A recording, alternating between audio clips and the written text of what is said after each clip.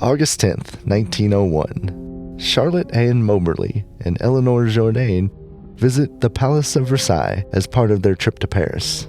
After what they describe as an unremarkable tour of the palace itself, the pair decide to walk the gardens of the Petit Trianon, a chateau on the premises, and finally to the Grand Trianon. Unfortunately, this was closed to the public. Continuing their walk, they take a wrong turn down a lane, completely missing their destination. Moberly reports that she saw a woman shaking a white cloth out a window, while Jourdain recalls seeing an old deserted farmhouse with an old plow outside. They run into two men who they thought were gardeners, described as very dignified looking and wearing longish gray-green coats with small three-cornered hats, who told them to continue going straight. Jourdain then recalls a cottage with a woman holding a jug out the door to a girl in the doorway. She described the scene like a living painting or a waxworks. Moberly did not remember the cottage, but she did say that the atmosphere changed at this point. Everything suddenly looked unnatural, unpleasant, and even the trees seemed flat and lifeless. There wasn't any wind moving through the trees. Finally, reaching the edge of the woods, they see a man seated behind a kiosk. He's wearing a cloak and a large hat, and they describe him as repulsive, his complexion dark and rough. His face was covered with smallpox. His expression was evil and unseeing. He almost looked past them. They moved on, and another man, tall with large dark eyes and curling black hair under a sombrero hat, came up to them and showed them the way to the Petit Trianon. They soon crossed a small bridge, and as they approached the Petit Trianon, Moberly noticed a lady sitting on a stool and sketching in the grass. The woman was wearing a summer dress with a white hat and long fair hair. Jourdain did not see her. The two kept going and made their way back to the palace. The uneasy feelings began to lift, and they joined some other tourists before leaving. Unsure what they had experienced, they began to research the history of Versailles. Soon Moberly realized that the young woman wasn't just any random tourist. She was the former queen and resident of the Petit Trianon, Marie Antoinette.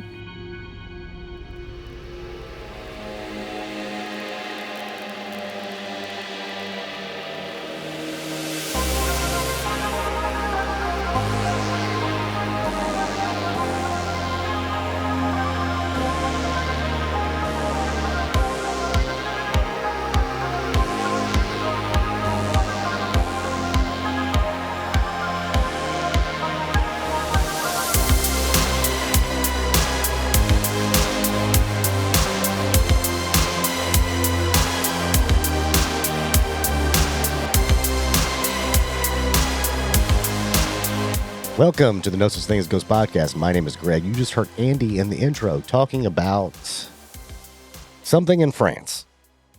Correct. Oh. You were right there. Man, and we're going to get into the details a little more. Okay, please explain this. Maybe you'll figure out what we're actually talking about here. Cool. I love it. Tell me. So let's get a little background on Moberly and Jourdain. Charlotte was born in 1846. In 1886, she became the first principal of a hall of residence for young women at St. Hugh's College in Oxford. She ended up needing help to run things there. It was a pretty large school, so the school hired Jourdain to become her assistant. They decided that, they needed to get to know each other a little better before they started working at this school together. It was a big project for them to do, so Jourdain had a apartment in Paris, and Moberly decided to go stay with her for a few months to, just get to know each other before giving her the job full time. And that's where they decided to go to Versailles for the tour.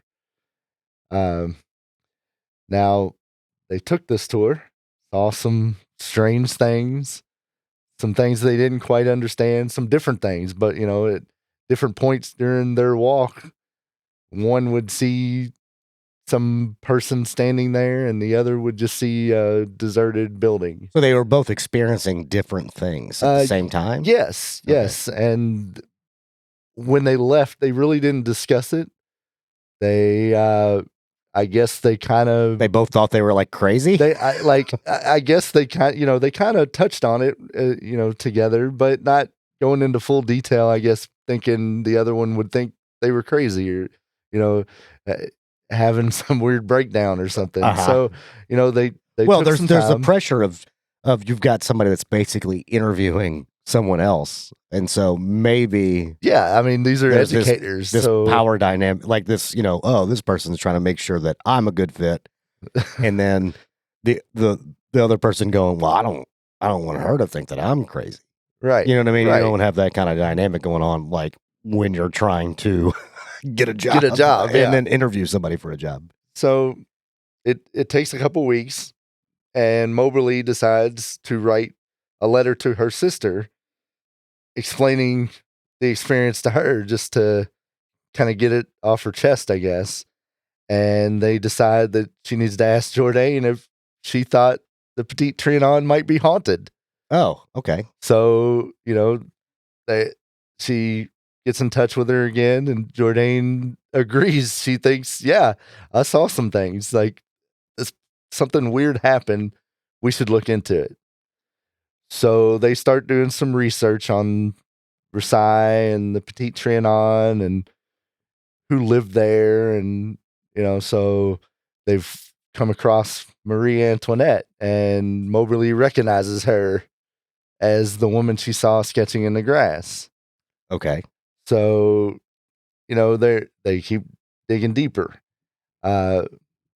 So they realize that the events that they saw, that they, piecing it together, they think it happened on August 10th, 1792, which they visited on August 10th, 1901. Mm-hmm. So, just by doing their research, they think that all this stuff happened right before a big rebellion. Basically, Marie Antoinette and her children and all Yes, them were so on the run from the French Revolution. Yeah, they besieged Versailles. They took over. The Swiss guards were all massacred. Like, it was a big uprising. So they believe that they saw events just before this. Everything was peaceful on the grounds. And then that leads to the death of a lot of these people. Yes. So it was a big time in French history. Yeah, there's a lot of backstabbing and people taking different sides, and they were reporting them through the countryside, I believe, because Marie Antoinette went on the run and all kinds of stuff. And that would definitely leave some sort of imprint.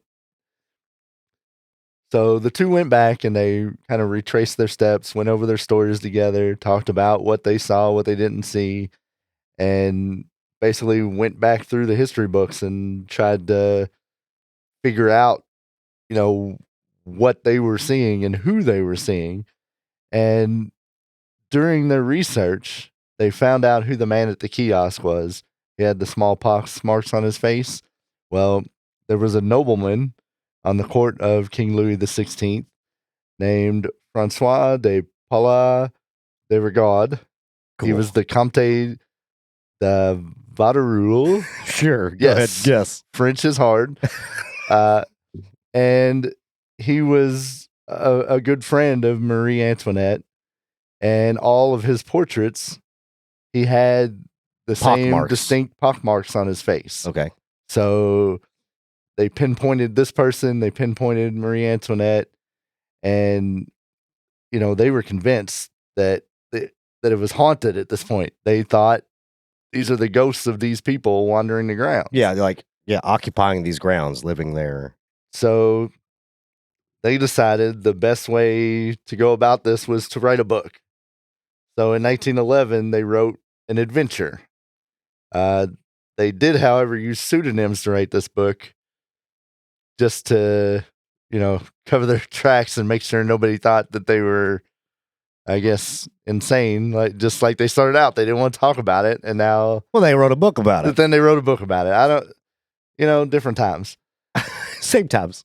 Just everybody's the same all the time. Well, go ahead. That's your opinion. Yeah. All right. Move on.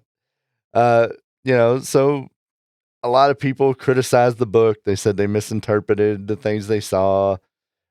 But How do they misinterpret the things they saw? Well, like some people thought that maybe there was a reenactment going on, and people were dressed. I mean, it happens all the time, and there were reenactments. I get it. It sounds like an argument that I would make, so I'm with it. Yeah. And but they stood behind it. They said this is what they saw. And in 1903, there was a map that was found 2 years after their visit. And this is the only map that shows that bridge that they crossed on the grounds. Okay. So that at least proves that they shouldn't have had knowledge of some of the landmarks that they saw, because it was not, the bridge was completely gone. Like if you went back to it, there was no bridge that they should have crossed when they were walking down that path. Okay. So some things, it's a bridge that did exist, but no longer exists. It did exist, it was gone, and it was only noted on one map that it was there. Okay.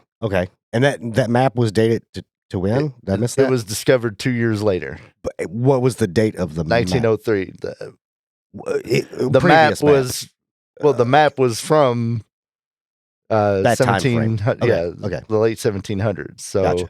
Okay. The bridge existed at one point. Most people didn't know about it, but they saw it. Okay. I mean, who's to say they couldn't have found something that, I don't know. Yeah. Who knows? But is the place haunted? Is that what you think? I mean, it sounds like ghosts of these people. I don't know why okay. This is not where they died, but. Correct. So you wouldn't think that they would haunt these exact spots, right? Yeah, from my knowledge of ghosts that you've taught me.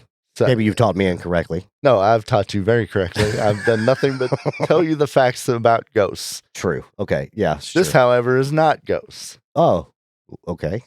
This is a time slip. What is that?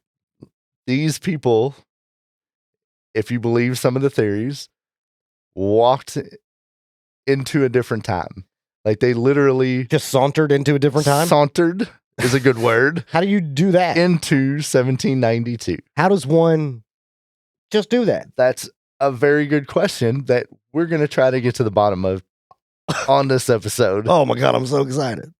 Will we? Who knows? Probably not. There's plenty of theories out there. Yeah, great. And there's plenty of comic examples and of comic books. Nonsense about it. But we're not going to talk about comic books. No, it's all fiction, but it's okay. Go ahead. Well, I mean, a lot of things are fiction. Including this. No, it was a true story that they wrote into a book. Yeah, if it's in a book, it's real. Sometimes. That's what we've learned from Andy. No. If somebody wrote it down or said something about it or put it on the internet or put it in print, it's real. Could have happened. That's what Andy's favorite phrase is. Something happened. I mean, something did. Some other things happened too. Would you like to talk about maybe some other time slips? Sure. Go ahead. Let's go to our good friend Reddit. Perfect. We're going to talk about some Reddit stories. If we're going to talk about the most reliable, we're going to insert source. some Reddit into our zeitgeist. Okay. All right. Cool. Go for it. So this was put out by user OilBurn75. Okay. A little while ago, less than a year ago. And I'm going to read the good bits of it. We'll not quote it exactly, but we'll get through it. So in the fall of 2018, I was on a solo road trip into Georgia buying fenders from a man for a truck I was restoring at the time. I had gotten to my destination and went to stop and get gas. Upon entering the gas station, everything was suddenly different. It was an indescribable feeling. Something had changed. I went to pay for my gas, and I noticed behind the counter, none of the tobacco products had any warning labels on them, and they all looked dated and different. Okay. There was no card reader on the counter for credit cards. Okay. The prices of things on the racks were a third of what they are today. Designs of the smokeless tobacco cans looked like they were from 99 or 2000. What year is this guy from calling it smokeless tobacco? That's just what he wrote. Okay, cool. I don't care. Maybe he traveled multiple ways. I'm not sure. Did he buy everything in the store? No, I would have resold the hell out of this. He went to apparently buy a can of his smokeless tobacco. And as they call it, as he called it, apparently he or she, and he questioned, the date on it. Is this fresh? And it's not. No, the person at the register assured him that everything was fine. The date on the can read expired in July of 2000. I don't know how 18 years later it would still be sitting there, so something's definitely off. He bought his product and left. So he's stating he's stating that he traveled back to the year 2000 and there wasn't a card reader. Apparently not. This sounds like a 14-year-old who just figured out what card readers are. No, it has no frame of reference. This is number one. They Googled and put smokeless tobacco, and then they went, "Oh, card readers. That's got to be new." I'm glad you pinpointed the smokeless tobacco. It really bothers me. That's what stuck out to Nobody you. says, and this was in Georgia. Yes, and where's he from? He doesn't say. He didn't say. He's getting smokeless tobacco. He's from our neck of the woods. So, but he didn't call it snuff. He didn't call it dip. It's not. This man is not from the South if he's calling it smokeless tobacco. I mean, he drove to Georgia. Maybe he drove from Canada. I don't know. It's a trip for some fenders for a truck he's restoring, which is probably the date. Okay, my guess it's, a late 90s, early 2000s S10. Like it's some piece of junk. It's an S10 Extreme or whatever those. Maybe the world knew that he needed a fender from 1999. Here's my biggest thing. What an inconvenient time to go through a time slip. He could have time slipped, just bought himself a new truck. But instead he time slipped in the gas station instead of at the dealership. I mean, it would have been a lot better if he could have made it. He could have bought a brand new truck. Or, stopped to invest in something or bought every product that was in the gas station and then got back to current time and resold it. Well, not everybody is as dishonest as you, Greg. It's not dishonesty. That's just, I would call that theft. That's an entrepreneurial spirit. I would call that the world giving to you. That's American dream. Exploit somebody else and make profit for yourself. That's what it is. I mean, it is. Anyway, don't care. What a goofy story. I'm not even talking about the original story. This time slip story. I don't know what the. Well, that's what just do I do with that? What that's do I do? just one. All right, then give me another one, I guess. So, what do I do with that though that you gave me? What am I supposed to enjoy it? We know that I don't enjoy things. I mean, no, you're miserable. I enjoy arguing because you haven't slipped back into the year 2000. I don't want to go back to year. I don't want to do that. Not even with your wisdom that you have now. My body is not. I'm not going back into my previous self. I'm there. Well, that's and then all of a sudden I'm there. Did he look in a mirror? Was there a mirror in the gas station? Did he slip into his... My guess is this child... I'm going to say no. My guess is this child that's driving to Georgia that has no frame of reference of what the year 2000 was like because he doesn't understand the year 2000s. We also had card readers. My guess is, and then he also goes to buy his smokeless tobacco. Yes, son. Yes, sir. I am an adult. Hello, fellow adult. He had a fake ID and went back to the year 2000. Yeah. To give himself no, but there's no point that he says he was transported into his younger self. Because trust me, I would know. I don't think so. I think he was just experiencing. He's saying he's experiencing. I think it's the same exact point in time that you're at, but moved to the past, which doesn't make any sense. Give me another story before I get deeper into this. Now we're going to talk about a specific place. Oh, that may or may not have multiple instances of these. So it's a slips. reoccurring in the same place. So if you go to Liverpool and you travel down Bold Street, cool, to see the Beatles. Oh no. You could. Did you like my British accent, by the way? It was very Liverpoolian too. Did you notice that? Very excellent. Yeah, it was like I slipped back in time. Wow. Yeah, weird.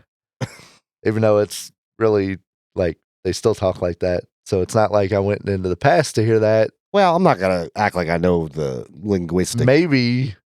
I don't know. But anyway, since 1996, when you walk down Bold Street, there's a chance that you could see cars from a different era, people wearing outdated clothes, and even retro storefronts. Okay. It started in July of 1996, where Frank, an off-duty police officer, why is that amusing to you? If I think about a guy from Liverpool, I think a guy named Frank. Anyway, in July of 1996, Frank, an off-duty police officer, was shopping with his wife down on Bold Street.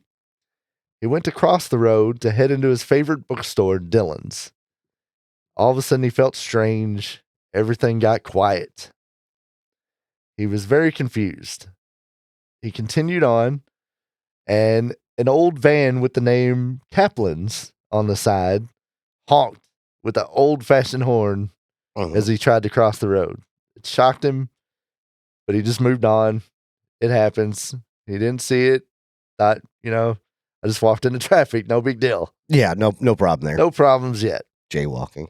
So he looks up. Know better. He's trying to cross the road again, but to his surprise, the sign on the store now reads Crypts. Okay. I don't know anything about Liverpool. Well, he was going into Dillon's. And now it says Crypts. Yeah.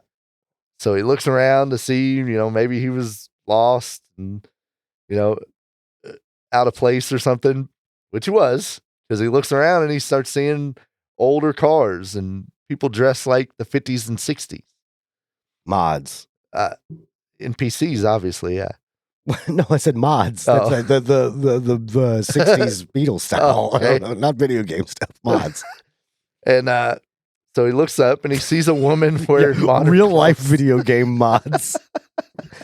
Yes. So what you do is you got to download it, install it into the file. That's a thought. Files, and then is it the that Matrix? We're living in a simulation? Is it the gosh darn? You've Matrix? already solved it. I didn't even get to the theories yet. Oh, there's a theory. Oh, that it's the Matrix. Is that glitches happen and you end up glitching back into something that's in storage that's like that used to exist. That is 100% a theory. Nailed it. I'm so good at this. Man, it's like you've been doing it for years. So good. So he looks up and he sees a woman standing in front of the store wearing modern clothes. That's confusing. Yeah. So he continues on, but he looks in the storefront and there's now, instead of books, there's shoes and handbags. Okay. Yeah. Different clothing items. So the woman is also going to the store. They go in together. And as soon as they cross the threshold, everything just changes. And now they're in a bookstore. So, he looks up. It's Dillon's now. It's back to the store he was trying to get to. He looks over and he questions the woman. And, she's just like, oh, I just thought it was a new shop. So I was going in to look at the clothes. Didn't think anything of it, but she just kind of rushes off. I guess, shocked about it. And so he's left to ponder, what happened to him. But apparently this woman got stuck in the time slip with him. Okay.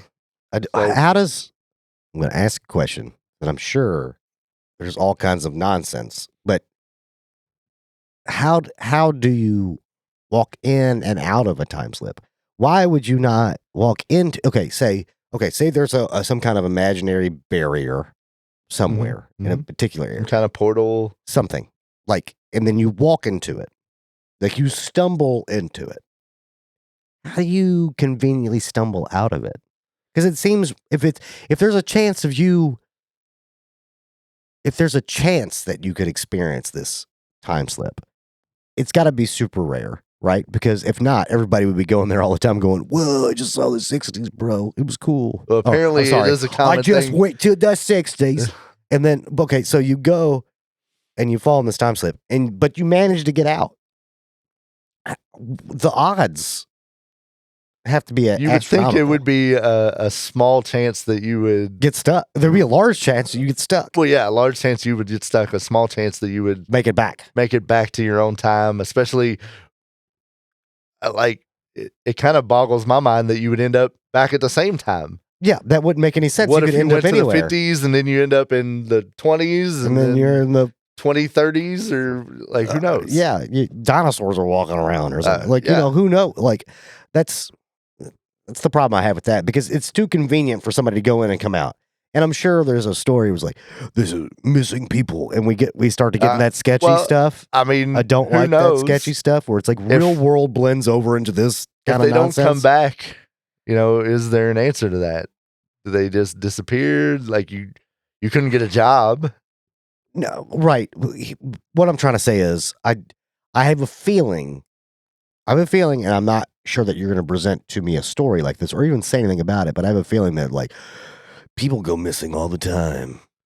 Could have been a time slip. And that's what I don't like, is because we're mixing like, you know, real world tragedies. I don't want to necessarily implement that into there, but I'm sure people have, though. That's an answer for a lot of things. I'm not gonna lie. There's plenty of things where people go, what if they just disappeared because of this? What if they didn't? And because they have to live in the real world, and real world have an answer to it, though. Happen. If you don't have somebody to come back from the time slip, or you know, whatever situation you're talking about, if they don't survive it, you don't have an answer to it. Is this going to lead into those photographs where people were like, that man in the 1940s is talking on a cell phone?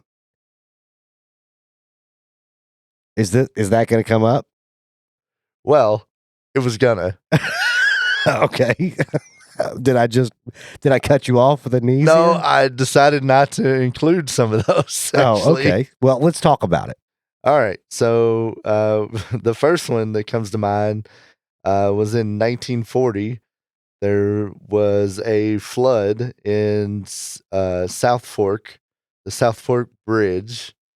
It is in Columbia, Canada. And during the reopening, somebody took a photo and there's a hipster standing there, apparently. Can we give let's give some context of what happened behind the scenes a little bit. That has been edited out.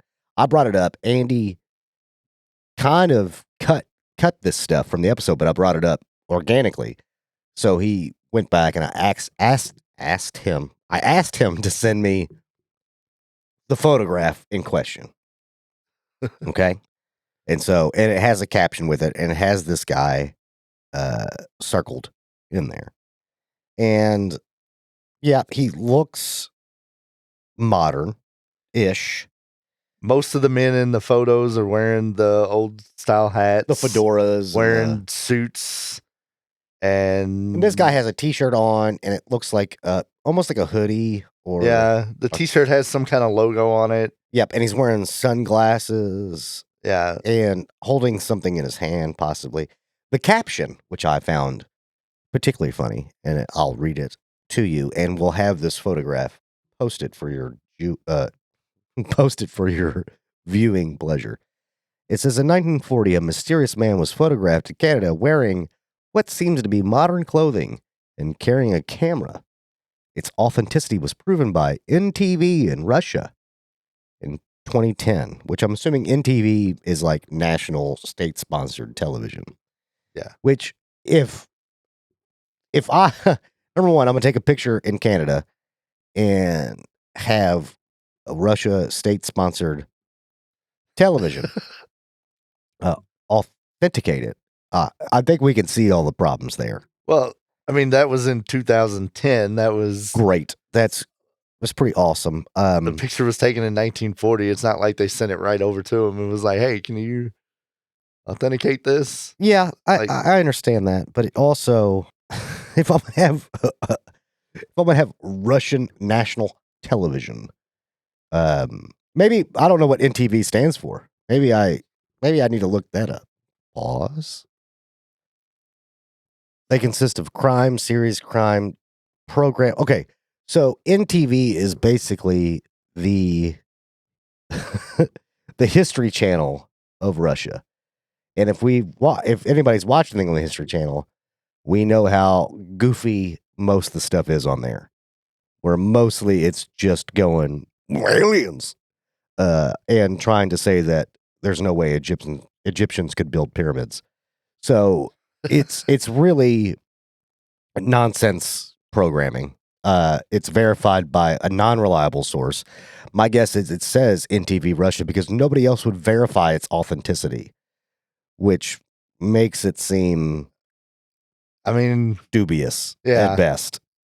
I'll give you that. It sounds a little odd that nobody else would come forward. I would put anybody else. I would put the History Channel on there before I put the NTV, and that's a stretch. Yeah. But it is an unusual photo if it were real. Great. I love it. Okay, that's fine. We can move on. I'm not gonna. So this one that we're looking at is from 1938, and it was captured outside the DuPont factory in Massachusetts, and it appears to show a woman talking on her cell phone. Again, we will provide this photograph to listeners. Could it not be the lady is just holding her hand to her face? And well, she appears to have something in her hand. And buddy, it's a black and white photograph, and this is taken from a pretty good distance away, and she's holding her hand up. You think maybe she could have had a conversation with maybe somebody told her a little joke. Maybe the lady to her left who it appears, again, because it's so blurry, it looks like she might have a little smile on her face. You think maybe a joke could have been told, or she tripped right before the photograph was taken and she was laughing at herself and she just held her hand up to her face? I don't see anything in her hand. It's a weird position to hold your hand to your face if you're laughing. Maybe if she has a toothache or something. No, if you're just kind of holding your fingertips to your cheek and you just give a little giggle. And it could be, granted, it could be maybe the timing of the photo. Maybe. Again, these are done by people that have too much time on their hands. The people next to her don't appear to be talking to her, though. They in a still photograph. They're looking away from her. She's still laughing at what they said 10 seconds ago. It was really hilarious. It's a photograph. She found it really funny. It's like that. That's nothing. That literally is nothing. You're the one who asked. I did bring it up, and that's fine. But what you're showing me is nothing. You show me a man that's just, he's holding his cell phone directly up to a 1950s camera. This is nothing. This is nothing. He was not holding it up to the camera. It was in front of him. Whatever he was holding. Again, that was done in 2010. So that photograph, I'm guessing, didn't surface until before that because they ran it through a bunch of other. The first one, they ran it through a bunch of other people and are like, "No, that's not real." And they sent it to Russia, and they sent it to Russia, and Russia was like, "That's real," which cool. Don't believe that. And then, because they didn't even say in the description of the photograph for the first one, it didn't say cell phone. It said camera. He was holding a camera. Yeah, his said a camera. Hers said a cell phone. How could you see that? In his hand in that first photograph, you can't see a camera. You see him looking down at his hands. I can't even tell if that person was really in there if it was not edited after the fact. And then the lady talking, I can't see anything in her hands. I can see a shadow, which could be the shadow underneath her hands. I don't see anything clearly there. Like, this is terrible. Okay, well, I've got one more. That's Mike Tyson. This is Mike Tyson. And there appears to be maybe an iPhone filming the fight in the background. The first camera phone was sold in 2000. Okay. This fight is from 1995. Great. So what do you think about that one? I mean, I don't know what that is. That one's a little... It has the vague shape of a phone. And it looks like how you would hold up, like his hands look to be around it. Like you True. would hold up a phone camera. But it could also be, I mean, it could be whatever. It's so out of focus. He is holding it strangely, though. Look at the fingers. Like, it looks like the thumb is going over top, like at the top portion of It the kind of screen. looks like he's bending his hand awkwardly. I mean, that could be a program. It could be if you were not in the era of smartphones and you saw this being held up, you would have no frame of reference, right? We have a frame of reference because we're used to phones being Right. held up all the time. And so, like, that could have been anything before the idea of a smartphone with the camera on it entered, like, the zeitgeist, right? Entered our brains, and that's how we interpret that image to be. Before we had that dominating our thought, our thoughts. It would be nice to know what, if, just say that picture is 100% real, what are the people around him thinking or saying? Like, you'd think there'd be a bigger reaction to something like that. Especially the one in 1995, you would think we would have a little more context for it. Or at least, maybe not at the time, but maybe now that picture is circulating.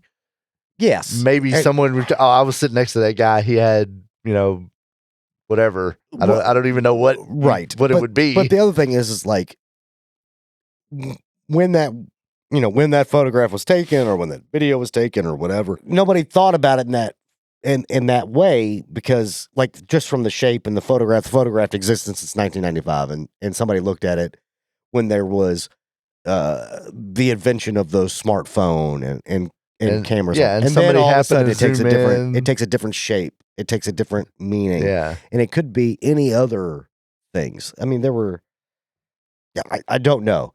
That is the most odd looking one, but my brain sees it and identifies it as something that I know as a smartphone, and it could be anything else. And those three examples of these photos with somebody going to the past is different than what I was telling you. Mm-hmm. Because we're seeing it from the opposite point of view. We're seeing it from the past point of view instead of the storyteller going, oh, I went back to a different time period. Which is definitely very different from what the two ladies describing. It would still be a time slip. Apparently this person, that went back to 1995 with their cell phone and watched the Mike Tyson fight didn't come out and tell anybody, hey, I was walking down Bolt Street. Question? And how do they get tickets into the event? They got pretty good seats. Those are pretty good seats. Those are pretty good seats. Although their prices were way different, and that's true. They had to have cash and had to have 1995 cash. You couldn't spend a $2,010 bill. Right. And my bank account number doesn't exist. Uh-huh. You know what I mean? Like unless you've had the same account for 40 years. Unless you're Doc Brown and you're used to time slips and you're ready for it and you got a briefcase full of money for every different time that you visited, then how do you... And that the weird kid down the street, his kids are going to be a problem. So you prepare for it. Yeah, exactly. But I mean, that's the other problem is like you're moving through time. You're not prepared for time. Like the walking through the time slip, the guy in Liverpool, he's more disoriented. You know what I mean? He's ending up in a situation. And it changed back over as soon as he went through the threshold, so he didn't get a chance to... Right. I mean, if I'm going to theoretically be on board with this, which I'm definitely not in reality, but theoretically, let me poke holes into somebody being like in the front few rows of a Mike Tyson fight in 1995. You're not going to be there. You're not going to be there. You're not going to be there with a cell phone, right? Because at that point, if you were stuck in this time and you've already made... I don't know how you did it. You got a job. You did whatever you got to do. I mean, it had to be a quick decision. You got a job. You got a job in the past with no ID, no valid social security number, nothing. So you got a job. You got a job making a significant amount of money because you had to still pay for a fifth row seat to a Mike Tyson fight. Well, prices were different then. It was probably but you're $50. Yeah, prices were different then. You're working a 1995 job. Well, so the prices are it's still a significant expense. So you've been in the past for years now. Somehow you've gotten a fake identity. And then there's too many hoops to jump through here. I can give them 20 years where they went through a slip and then they did all these things, but that has some connections because they don't exist. And then you're going to be in the fifth row of a Mike Tyson fight. No, you're not. With a cell phone that somehow you were still charging. That it was like a first edition iPhone. Great. So mid 2000s. Where's my lightning cable at? And how am I charging? Well, he had that in his pocket. Okay, great. He brought that so with him. it went with him. He's been there for how long? He does not like debit cards yet, so he carries lots of cash. It has to be 1995 some of it cash. Could have been older. It has to be older. Some of it. Not enough to get to Mike Tyson. Maybe he had a lot of cash and some of it was old enough. If you're telling me this guy was from 1996 and went back to 19, it doesn't make sense. But he wouldn't have had the cell phone then. Exactly. Maybe he met another person that went through a time slip. He was not the time slip person. Maybe it was another person. He already had the tickets. Somebody went back through the time slip. Yeah. Was disoriented. Mm-hmm. They were like, I gotta charge my phone, so they plugged in the lightning cable. Yeah. And then poof. They were in the process of plugging it in. And then they're gone. And so it was out of their hands and they went back. And this guy's like, what is that? And figures out the code. Yeah. Or they didn't lock it. They didn't lock it because they were disoriented. They were scrolling through TikTok. So he immediately went through settings before it auto locked so that he could changed the password. Keep going. Or maybe they didn't believe in locking. You know, it was the mid 2000s. They didn't have a lot of right. We weren't security minded, I guess. Yeah. And so they just didn't lock their phone. Their PIN number was 1234. Yeah, or maybe they were dumb and this guy was smart. 1, 2, 3, 4. He got it, and he was like, "Man, this will come in handy when I go see the Mike Tyson fight because now I don't have to pay to relive it." Oh, and you want to know what? None of this happened because it's nonsense. Well, it's written on the internet. It's written down. So, all right. What else? Just like this other exciting story from Reddit. Oh, another one. Great. Yes. So this was posted by Ex Familia 4 years ago. Cool. And at the time, this happened about 5 years previously. Okay. I was at the pool trying to get a few laps in, but I gave up as people kept bumping into me who were playing in the lapping lanes. So disrespectful. I know, right? And it was a really hot day and it was crowded. So I just shrugged it off and I let them have their fun. Didn't make a fuss. So I started walking down to the shallow end. Ahead, holding on to the pool's edge, I could see 2 teenage girls standing in the shallow end, chatting back and forth. The one facing me was the spit image of my best friend when I was about that age, about 15 or so. I couldn't believe how much she looked like Angie as I walked by. When I passed the girls, I turned and got the shock of my life. The girl talking to the one who looked like Angie was me. Angie and I had spent a lot of time at that pool when we were 15, and I even thought I recognized the bathers they were wearing. Obviously, this is British again. Oh, yeah, they're definitely not American. So why are British people obsessed with time slips? There's a lot of, especially European, but pinpointing the British. And the French. Yeah. In France. So it happens. But got out of the pool, sat there shaking for a minute. And I walked back to see if they were still there to confirm this. And they weren't. They were gone. Spent another hour or so looking around in the pool area, in the canteen, the changing rooms. Never saw them again. So, is this I have two, not just a time slip, but a time slip to your own history, or a complete mental breakdown? But Is that a possibility? She sat there and gathered herself. Right. In the midst of a mental breakdown. And then saw nothing. Because she came out of the... She came out of the mental breakdown. Or she went 5 years into the past and did not cause any sort of paradox by interacting with her own self. I mean, technically, she didn't interact with herself. She just walked by and saw herself. I mean, this means nothing to me. You would know what you looked like 5 years before, right? You wouldn't mistake yourself for somebody else. Yeah. But I mean, again, why do I need to believe this story? What compels me to believe this story? Because that's the question I'm asking. We're doing this episode on time slips, and I'm telling you all about these time slips. Okay. All right. Wait a second. So great. Okay. I'm listening. Okay. Why does this person tell me the story matter? Other than you tell me the story about time slips, which I understand why it could be relevant. My question is more at the bare bones of it. Why do I care what this person has to say? Like, why do you believe what this person said as a thought experiment? Why do you believe? I'm not saying that you do, but I mean, why do you believe that what this person said? Why do you believe the story?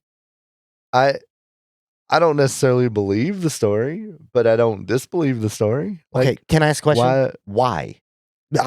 This is me redeeming myself from previous episodes. Why? Why? Well, it sounded like a good story that would fit in this episode. No, but I meant like fundamentally. Why would you? I have no reason to believe this person. Why would anybody else? This person. It's not directed just to you. No. I understand. I'm going to direct this toward the audience. Why would you believe this story?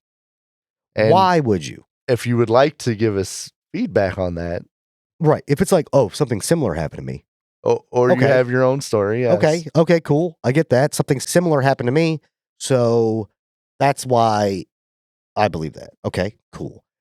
If something similar hasn't happened to you, why do you believe it?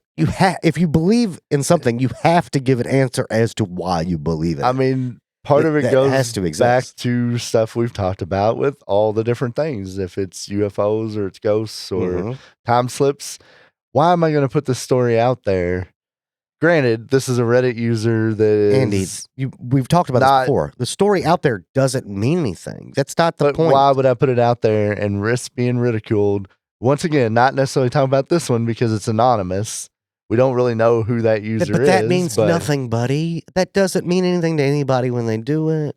Like, but it should. If I'm going to be people get online and make stupid videos, do stupid things, and act stupid all the time without thinking about any kind of repercussion, because it's not about repercussion. And again, I'm not trying to say that people that put these stories out there are looking for attention or they're looking for any kind of gain, right? But sometimes people just like to tell stories, and that's fine. And that may be the case with some of them. But the show that we're doing, there has to be, there is a critical element that exists. And what bothers me is, like, we talked about this before the episode, about some feedback they received, and trust me, we understand how feedback works. But if Andy's able to present stories to me of the fantastical and unknown, and I'm supposed to go, yeah, no, Andy has to prove it the same way. Instead of Andy just saying a story and going, something happened, and I go, that's not how reality works. No. And then I have to prove it because nobody else lives in reality. No, we operate based off where we're at, what we're doing, and what we know and what we experience every day. No, but people experiencing these time slips, that's not something that is experienced every day by everyone, right? So the burden is on the people to prove they went through a time slip, not for the person who is representing the side of reality and everything that happens on a day-to-day basis, but to prove that reality is real. I'm presenting you with multiple stories of time slips that people have told. Great. So is that the general experience of people? It is No, not. But it is. There are more than one story. There's multiple stories out there. There's more stories than I'm going to tell you. So there is precedence for it. There is experiences that people believe happen to them. Can I say something? And can you present to me a story where somebody goes, you're not experiencing a time slip.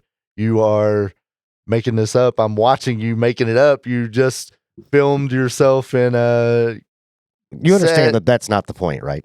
Andy, have you experienced a time slip? I have not. Okay. So if I'm going to take here's the thing. Or have I? Shut up. We're going to get to that. Okay. But if there's 1% of the population that experience a time slip, and that's probably generous. Okay. And then you take the rest of the population. Okay. The majority, the vast majority, don't experience these things.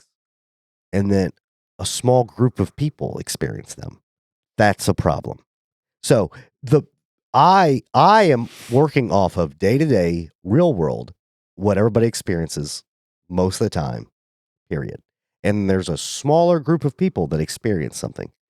Do I have to lead credence to the 1%, probably less than 1%, and go, that's right, they're right, we're all wrong? That's not the way any of this stuff works. So let me counter and ask you a question. Go ahead. What is the percentage of people that have experienced a lion in the wild? More, I mean, there's maybe a small percentage more than 1% of it's no. still not a large percentage. But Okay. do lions exist in the wild? Buddy, that's a completely different situation because how is it? Because you're telling me a small percentage of people have experienced time slips, and I'm telling you a small percentage of people have encountered a lion. You said in the wild. Yeah. I've seen a lion. Have you seen a lion? In the zoo? What's the difference? I know a lion exists. But do they exist in the wild? That's stupid because I've seen a lion. I know for a fact a lion exists. Fact, Andy. I know it's a word that you don't understand or like very much, but fact versus fiction, right? Let's not use that fiction word. Oh yeah, you don't like that one either. Proven that it's false. But the burden of proof is not on me; it's on you. You're putting it on yourself. I'm just telling you examples. No, the burden of proof is what people experience on a day-to-day basis. I'm not magical. Even telling you that these are true stories. I know you're not. Stories that I'm using you as a surrogate for the people that are telling these stories. That's why I'm pointing. Well, I'm glad to represent the people. I'm here for you. I don't know if you know this. I'm here for you. The fringe and no, just the people. I'm here for everyone. What I'm trying to say is I'm even here for you, Greg. Shut up. But the burden proof is never on me. I can say, no, that's not real because most people, the majority of people, don't experience those things.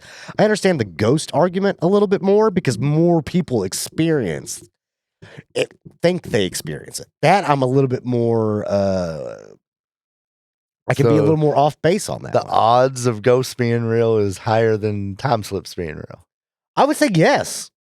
I mean, I'm not going to disagree with that. I would say yes, just because if we had to people rank, seem to if we have go down a list and rank things, yeah, time slips is going to be lower. I would say more people have had that kind of paranormal experience than they've had a time slip experience. So then you have to adjust the odds of it, right? I would say there's a lot of people that, despite the name of our podcast, believe in ghosts. I mean, there's a reason why I have a question mark at the end of it. I don't. And I don't have we will discuss at the end of the episode, maybe some of these are mistaken experiences. All right, let's get off this diatribe, and then we've got more stories to go through. So lay them on me. This one takes place in France.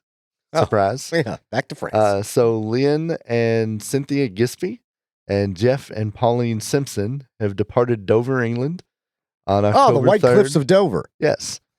On October 3rd, 1979, not relevant, on a 2-week driving holiday to northern Spain. One night, they were looking for a place to stay in southeast France, near the town of Montélimar. I'm sure you nailed that. French. They come to a motel, but it had no vacancy. So the staff suggests that they head down a road to find a different hotel. Soon they come upon the small town of Montelimar. It was filled with old rundown buildings and signs advertising an old-style circus. Finally, they find a hotel next to a police station. The hotel was filled with old wooden furniture and no modern conveniences. The bedrooms also appeared very old-fashioned, with large, heavy bed frames and windows covered with wooden shutters instead of glass. The doors had no locks, only wooden catches. They were served dinner and breakfast in a small dining room. During breakfast, they noticed a woman across the room with a small dog dressed in a silk evening gown. Not the dog, the woman. The woman, okay. You gave me a look. They took several photos of the interior, including a photo of Mrs. Simpson by a window. When they were checking out, they were only charged 19 francs, which was $4.48 in US dollars. And freedom bucks. In freedom bucks, or about $15 to $17 today. Okay. So pretty cheap stay. Good stay. 5 stars Yelp. Yeah. Mr. Gisby is explaining to the staff he was paying for all 4 guests and they had eaten there. And they said, no, that's correct. That's all you owe. So they continued on their way. They were on a vacation. So they headed off to Spain. On the way back, they thought, let's stay in the same place. Yeah. Makes sense. Cheap. It was convenient. It was nice. We had a nice time, you know. Staff was 5 stars. The dog was cool. Very cool dog. Yeah. Not in a dress. I don't know what the dog was wearing. So they get back to town. They turn down the same street, passing the same signs for the circus. But they never came across the hotel. They finally give up and they start asking for directions. And, we stayed at this place just a week or so ago. Can you get us there? Nobody knows what they're talking about. Nobody has any idea that this hotel even existed. So they give up, move on to another place outside of town. They were now charged 247 francs for the same stay. That was $42 then, or $252 now. What year was this again? Sorry. That was 1979. 1979. Okay. Uh-huh. So, even the $42 to $250. Yeah. That's inflation, man. Way to go. They didn't think much of it, and they didn't think much of it. Well, they did. They thought it was unusual. The whole thing's unusual. Oh, so that's fun. But they went on home. They went to go get their pictures developed. Guess what? What? None of the photos from that hotel exist on the reel anymore. Weird. All the other photos, perfectly fine. Man, that seems awfully convenient. But all the multiple photos that they took inside the hotel do not exist. No lady with a dog, no windows. Can I ask a question? Why wouldn't they exist? I don't know. Because technically, if I took a photo of the past, I can understand taking a photo of the future and not having photos of the future. So you're saying the photos should have existed. Yes. But if they didn't act correctly, yes, people would disappear from the photos. Correct. While they were looking at them. Yes. Because everything that I do, the butterfly effect would change the future. I can understand the future being significantly affected by the smallest thing that I do in the present or the past. But if I go to the past and I take photographs, technically the past should always exist as the past. I shouldn't affect the past. But why would the photographs not exist other than a convenient, stupid story that somebody made up? Well, you're asking questions other people didn't ask. Oh, okay. I'm sorry. What is the questions that other people asked? Why didn't the people that were working at and staying in the hotel question the way they were dressed? Question the way they were dressed. Question why they had a modern camera. Question why they were paying with modern money. Yes. Or were confused by the $4.50 stay. Andy, don't worry about that. Well, I am worried about that. Something happened. I'm glad you think so. Because I don't know if you know this, but I was Oh. about to tell you Oh. that something happened. Okay, what else do we got? Because I hate this. So we're going to go back to your favorite place again. We're going back to England? Jolly old England. Jolly old England. No, we're going back Why to... do the English love time travel? Oh, it's Doctor Who. That's Oh, no. that's what it's about. So you're saying Yes. they drove to a phone booth and accidentally ended up Well, no, in... you're adding too much to it. Just say this. Wibbly wobbly, timey-wimey. That's it. All right. So we're going to go back to Reddit one more time and forget about the good doctor. Okay, yes. So this was posted by No Law at All 6 years ago. I would consider myself a rational man. Great way do to you start. already disagree? Great way to start. A thinking man. Oh. Not quite an atheist, but a man of science, perhaps. I love all the qualifications.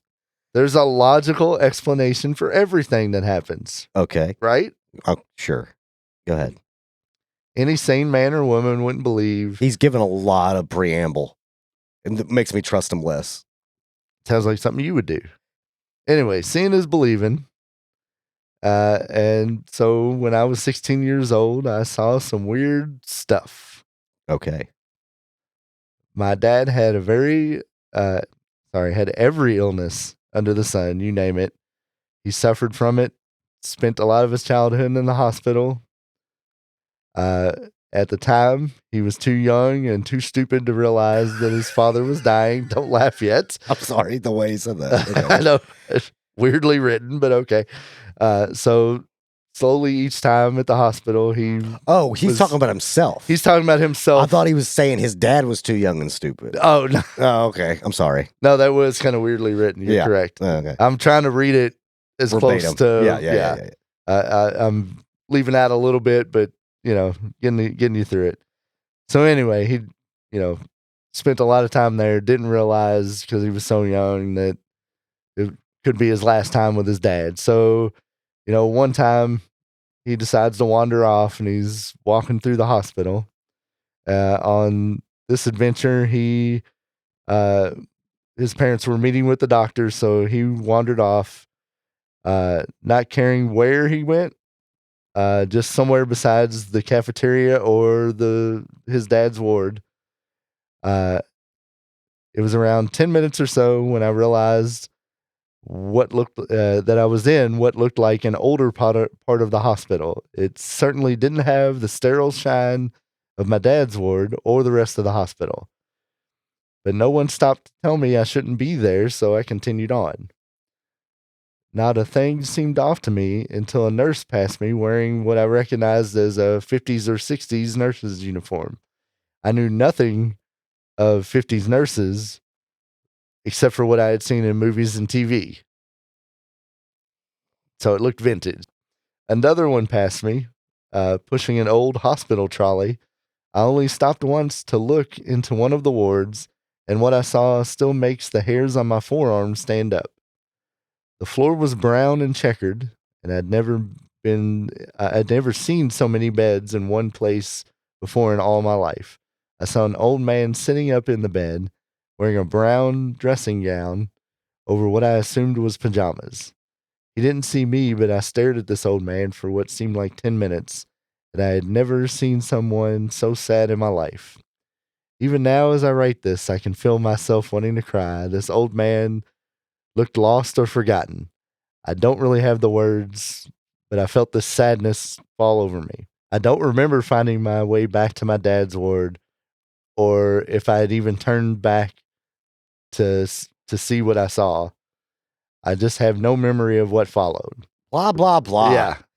Like, this guy looks like he's doing a creative writing exercise. He's trying to use adjectives, and he's bad at it. Like, this is my problem with all these things. So he doesn't seem like a good writer, so it doesn't seem like he's writing a story. Well, no, it's like, and then I stared at the man for 10 minutes, and it seems like it was the most saddest man I've ever seen. Like, get out of here. Just tell me the story.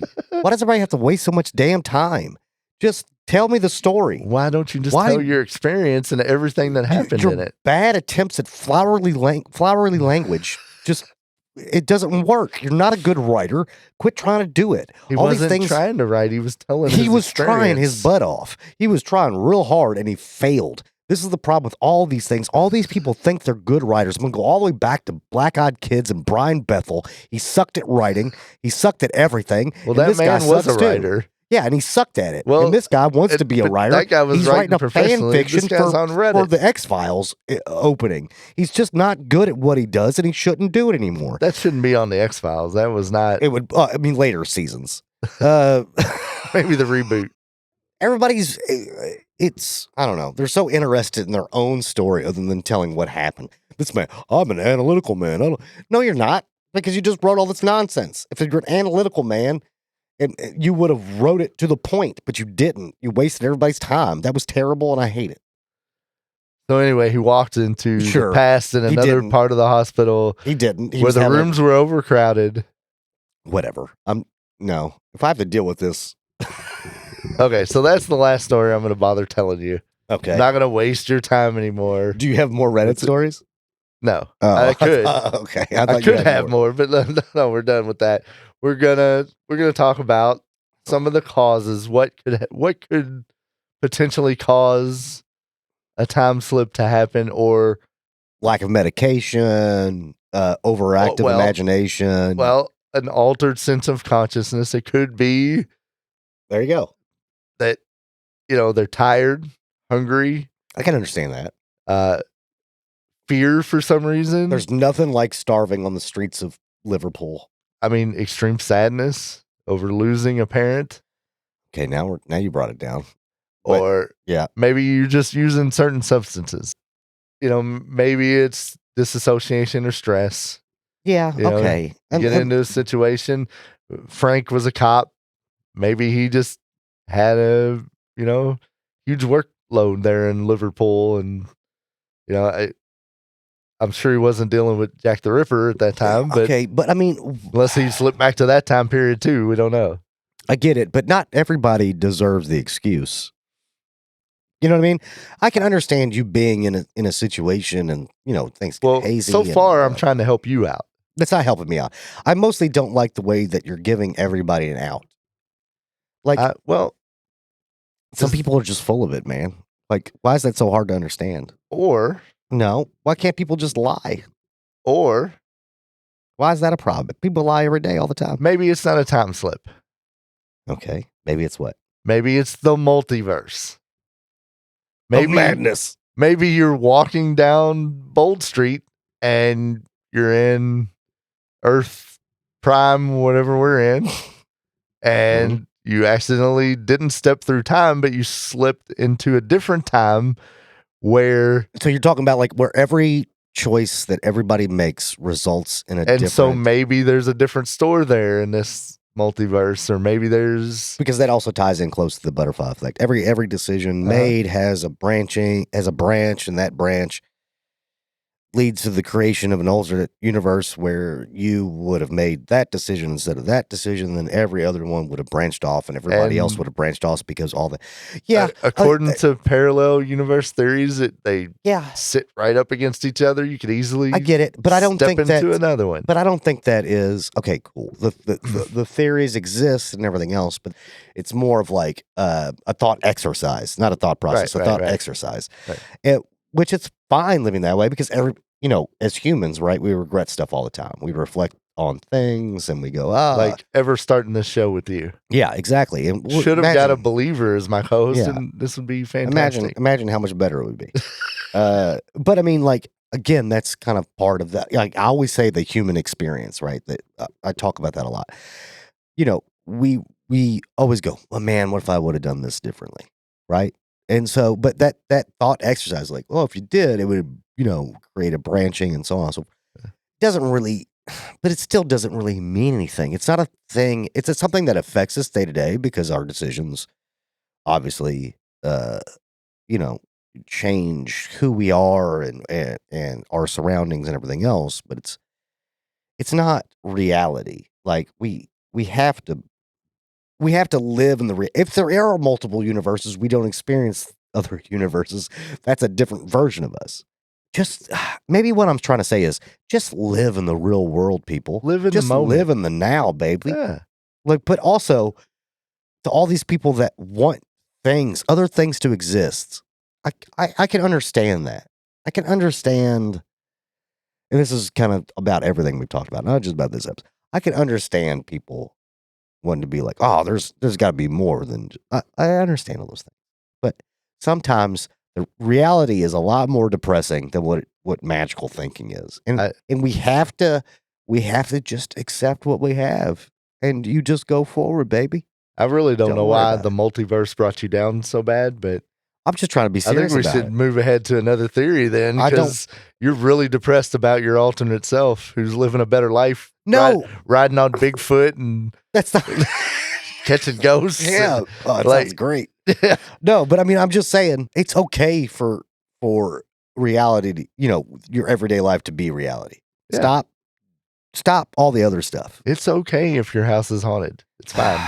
All right, go ahead. So another possibility, we didn't really get into it with Bold Street, but this one is a big theory with that particular area, is like electromagnetic fields. Oh God. So EMFs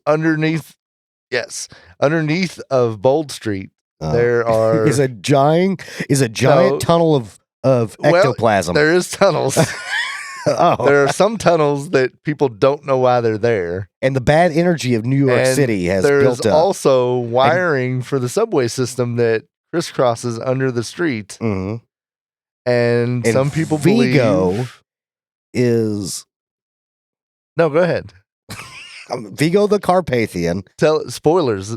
Oh, I'm spoiling Ghostbusters 2, which came out in 1989. Some people might not have seen it. Well, that's their fault. I mean, all right. If you've seen a ghost and you haven't seen Ghostbusters 2, what are you doing? Yeah, come on. All right, what was it again? There's tunnels. So there's tunnels, and there's some of them people don't know what they're for, so that's a whole nother thing. Okay. But there are like wiring that powers the subway. So the tunnels are for the subway. They don't know what they're for, but there's a big train that runs underneath. No, there's separate tunnels that are under there. Oh, for the wiring for the subway. What are these tunnels for? Anyway. Yeah, go ahead. Electromagnetic fields could cause. Oh, you're talking about something mentally that could cause something, or maybe it fires up the time machine. Oh, you think there's just a time machine underneath there somewhere, and it just kind of boom, spins up every now and then? Maybe there's a phone booth there. I don't know. Again, with the I doubt it's. I'm not going to speak on the electromagnetic fields. I think that's also a thing that nobody really has. Nobody's really pinned down exactly if people are or not affected, to what degree people are affected by it. There's a possibility that people could be affected by that mentally, and you know what I mean. And so, but I can't speak on that. That I have to have could go somebody else to either side, whether it's just affecting you mentally or it opens up up portals to who knows. Yeah, they could go either way. It was a little out of our depth, maybe. Yeah, it could go either way, because that's perfectly reasonable for electricity to open up a portal. That's completely reasonable. I mean, it's got to power something, right? Yeah, the subway. The subway, yeah. I don't know what these tunnels are for. So some people believe that all over the earth there are just hotspots for things. Ancient people worship different areas. There's Stonehenge, Yeah. There's the 37th parallel, which is commonly known for UFO sightings and different anomalies like that. Is it just certain spots are more susceptible to weird occurrences? No? So what about residual hauntings? Oh, hey, we talked about that.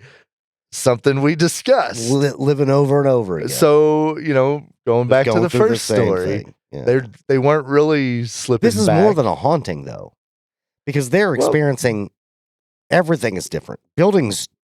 A building doesn't have, a building can't haunt you.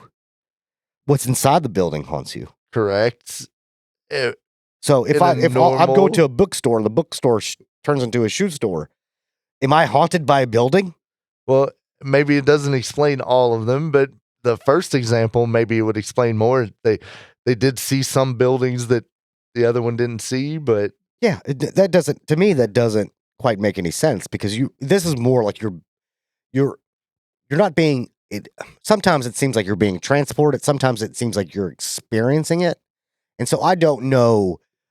Residual haunting, from what you explained, sounded more like a person is still in the same space, right? Mhm. What that person was, and they're just repeating the same behavior that And- they're commonly did day to day. This is more like you're experiencing the past in one form. You're either interacting with it this directly, seems or like you're seeing something it. much bigger than just your normal. Right. And that's why if we're report going of to a talk about residual haunting. about within these confined realm, like this confined area that you've put me in, it would make more sense. Not that it makes any sense, but it makes more sense for be something where you are moving through time. So Greg completely crosses out hauntings. It's definitely not a haunting. It is definitely, according to Greg, a time slip of some sort, but not electromagnetically That's exactly what I said. stimulated. That's exactly what I said. That's what you all heard, correct? If you didn't, let us know. But I think you did. So what about something you probably experienced yourself, but maybe on a bigger scale? Deja vu. Okay. Because it's definitely connected to the French in some way. And so this is as good a theory as any. Deja vu is the intense, eerie sensation that a new experience or situation has been lived before. Yes, but usually by yourself, not by somebody else. Deja vu is something that you go, man, this is really familiar. Once again, it's like the residual haunting, but escalated. It's deja vu, but escalated on steroids, baby. No, like deja vu is usually something mundane.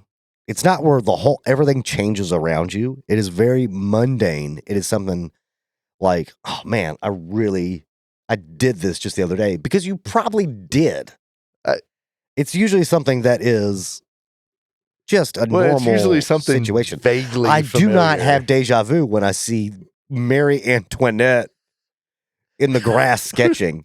That's not deja vu, because I've never experienced that before. Well, I think you saw her doppelganger if it was Mary. Marie Antoinette. I'm sorry. That was not French enough to be the real deal. Yeah, that was way off. That was her American doppelganger. Yeah, Mary Antoinette. Mary Antoinette. I'm going to edit all that out to make myself sound better. It's not going to work. I mean, you've already established that you believe in time slips. Oh, true. Okay. So the last one, it's going to take a little scientific knowledge. Okay. This is not hooey stuff. This is not hooey stuff. Go ahead. Give it. As you would call it. Yeah, just go. Give it to me. But we know you believe in time slips. So the block universe theory. Okay. Or eternalism. Have you heard of that? I've heard of it. I don't know enough about any of it. So basically it says that all moments in time, past, present, and future, all exist at simultaneously. The same time. Yeah.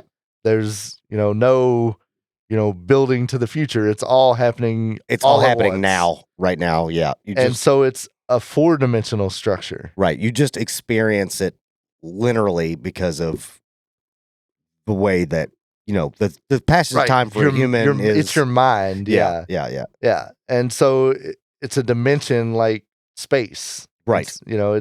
It's existing, flowing. All times at once. Yes. No matter what. Yeah. And so now is just subjective and a psychological experience, like you said. Again, this is not science. This is theory and thought exercises. Like theory.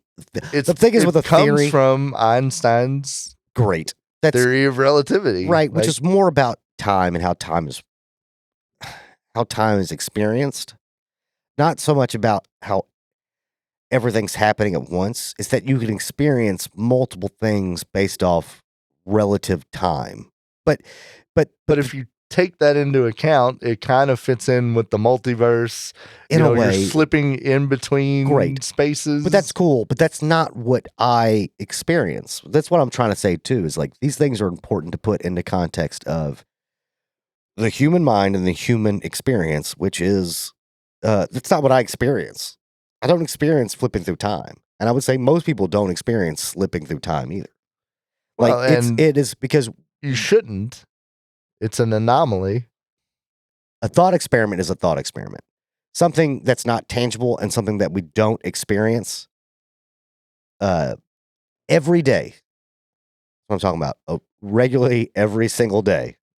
That's what we should be focused on, right? Now, you're talking about outliers and everything else. That's fine. Like, I understand what you're saying. These are not common experiences, right?